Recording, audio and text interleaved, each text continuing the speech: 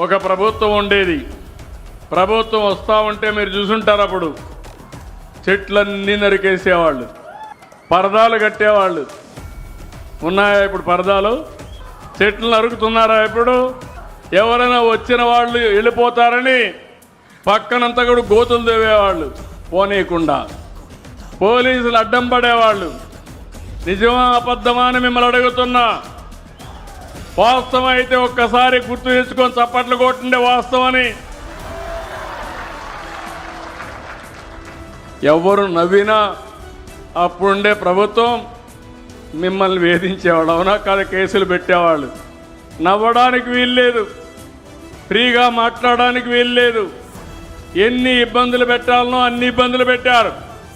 2024లో మళ్ళీ రాష్ట్రానికి స్వాతంత్రం వచ్చిందంటే, మీరందరూ స్వేచ్ఛగా ఉన్నారంటే అది ఈ యొక్క ఎన్డీఏ ప్రభుత్వం ఇచ్చినటువంటి స్వాతంత్రం అని చెప్పి కూడా నేను మీకు తెలియజేస్తున్నా.